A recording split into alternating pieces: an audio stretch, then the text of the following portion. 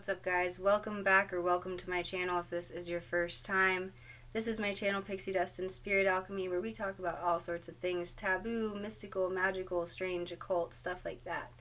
Bella is in my lap in the beginning of the video today. I was out of town for the last couple of days, and so she's been missing me, or I like to think so. So she gets to be featured right at the beginning, and perhaps for the whole video. We'll see. We'll see what she decides. First off, I just want to say that occultists in general are oftentimes perceived by people, whether or not you practice the occult, occultists are oftentimes perceived as like crazy, unbalanced, maybe like eccentric. A lot of people, especially people who don't practice the occult, who don't practice magic, who don't have any experience with it, any knowledge of it, tend to think that the people that do practice the occult are crazy, or the people that practice magic are crazy. And ultimately, that statement, as a general statement, is false. I mean, it ultimately comes down to the individual, right? Like, if you're a crazy person, you're a crazy person regardless of whether or not you're practicing magic. Magic does not make you crazy. It can. Sure, if we don't stay grounded, if we don't take psychological precautions, if we get too caught up with it, it can have some negative side effects. A lot of people oftentimes that practice the occult are very eccentric, have bold personalities, and some like to think that what they have to say is the law, the only thing that you should listen to. That doesn't necessarily make them crazy. So the reason why I'm saying all this is because I want today in this video to talk about mental health benefits of practicing magic. And as a disclaimer, if you struggle with mental health, whether it's depression, anxiety, OCD, just anything of the sort, I'm not saying that practicing magic is the cure. And I'm also not saying that we can only gain what I'm about to say, these skills by practicing magic. But what I'm about to discuss can be enhanced by practicing magic.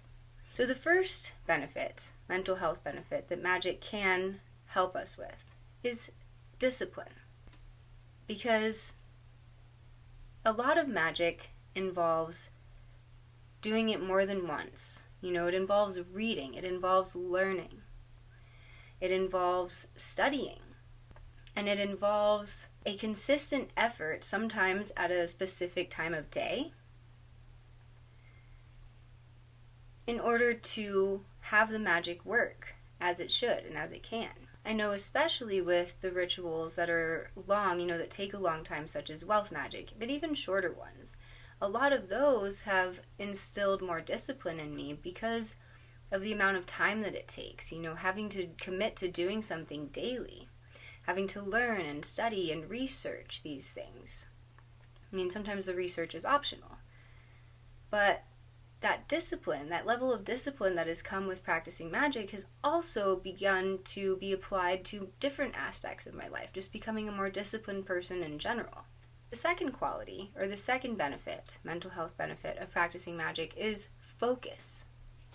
Because with magic, when we want to do it correctly, especially if it's like ceremonial magic or a more complex ritual, we need to be focused on what we're doing and not be distracted. Because any little distractions can take us out of the energy we need to be in when doing a ritual.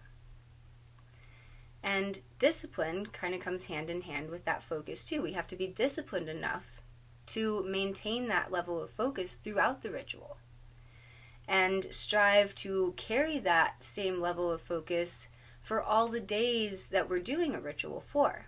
It takes focus to read the books in order to learn how to do it correctly. Or if you're studying a new branch of magic, it takes focus to be able to understand what the book is talking about and how to do it correctly. Because if we're not focused, things can go wrong. If we're not focused, we're not sending our full energy an intention into that ritual either. So the third mental health benefit that comes with practicing magic, or that can be enhanced by practicing magic, is presence. Magic requires us to be in a present state. So be in the now, in this moment. Sure, there's some magic that, you look back in time at a distant memory, or you look forward into the future, but it's just usually glimpses of that magic, right? But when we are actively performing a ritual or connecting with a spirit or an entity, we want to be present. And in that presence, when we have our full attention on the ritual, that's when we can feel the magic working. We don't feel the magic in the ritual like thinking about the future. No, when we're focused and present in the moment, and that magical energy is circulating around us, swirling around us, we will feel it best when we are solely in the present moment.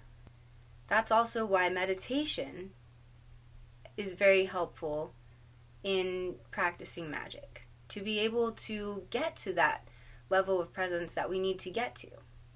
Because we want our full attention to be on that ritual. We don't want to be thinking about, what am I going to make for dinner? Or what happened yesterday? Or anything else.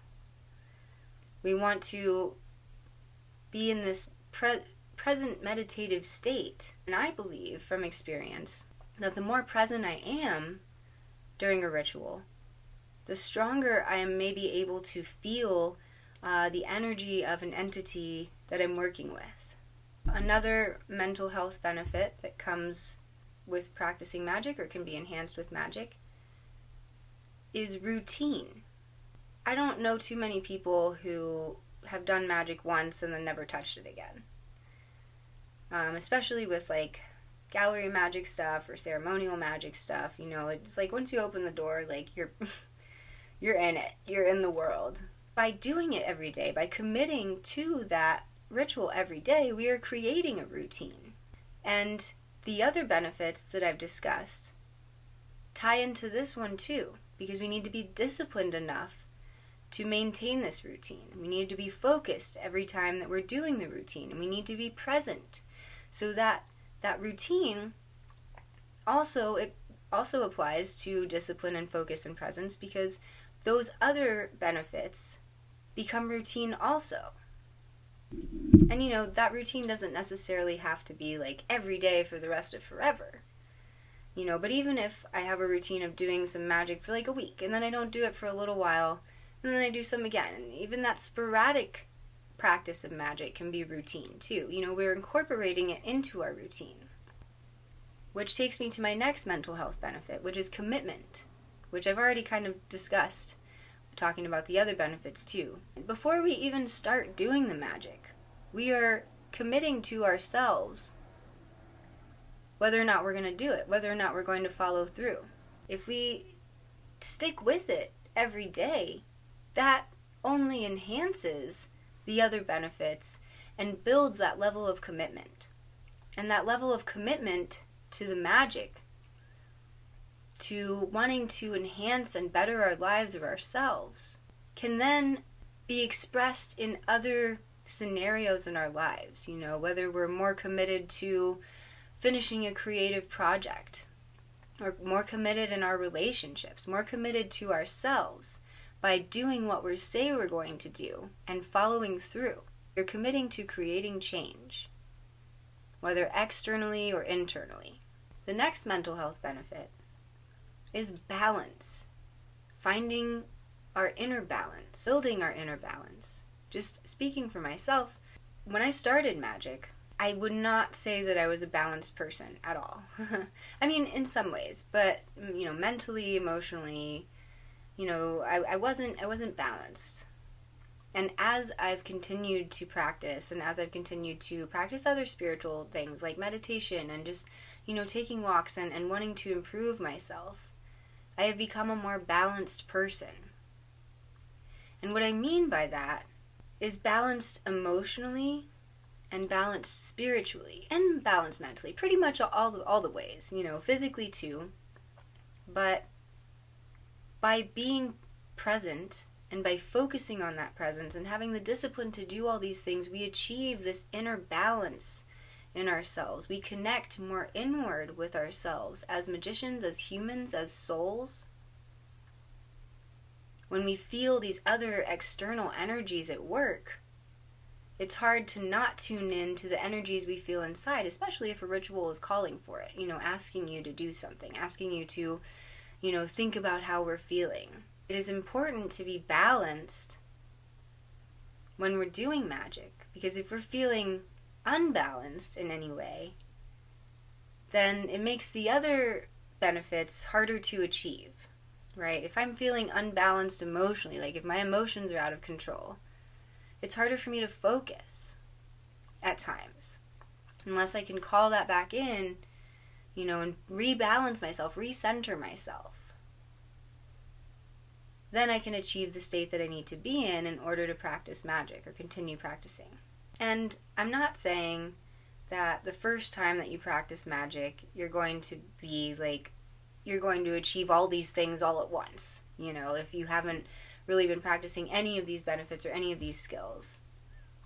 But it's with consistent practice and effort. This has taken years for me to really evolve in such a way that I do practice these skills in my other, in other areas of my life and in magic, and then it becomes easier for me to feel connected with the magic that I'm doing, to feel connected to myself. It becomes easier with all these, with the benefits I mentioned, to feel connected to myself. These are ways that magic does help us to grow, does help us to incorporate these skills, these habits, these practices in our daily life. Even if we're only implementing them when we're doing magic and not any of the other time of day, hey, it's a start. It's a start. The final mental health benefit that can come with practicing magic, or that can be enhanced with practicing magic, is self-empowerment. Because as we practice magic, and as we begin to see results, and as we begin to change our life and make changes within us and outside of us, and see the magic working in our lives, it really is an empowering feeling. We are reminded that we are the creators of our own reality. That we have the power, we have the ability to change what we want to change. Within reason, We have a sense of empowerment by even taking the action or having the desire to change our reality, to change something within ourselves. Whatever you're using magic for, hopefully, it's to better ourselves, to help ourselves evolve. And in that process, we begin to realize that, hey, this is working.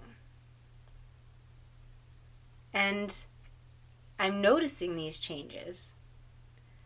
And I feel great about these changes taking place that I'm sending out into the universe, that I'm requesting.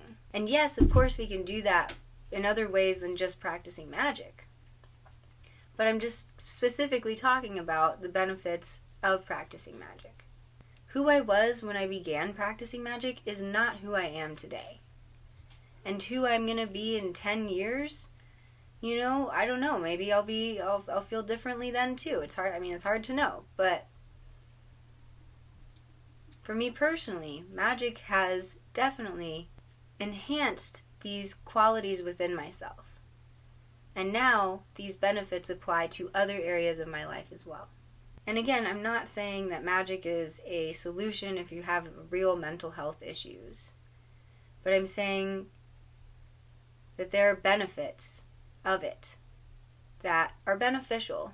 There are aspects of magic, like I've said, that are beneficial to one's mental health and to one's overall being, to our evolution and our growth as humans and as souls.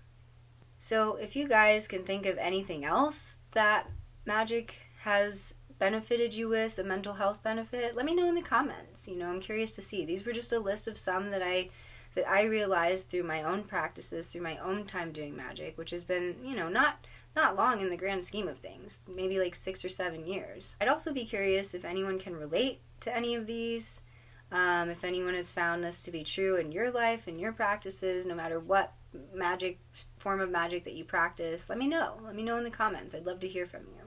If you're not subscribed to my channel, go ahead and hit the subscribe button. Give it a thumbs up. Bella agrees that you should do that. And stay tuned for more videos.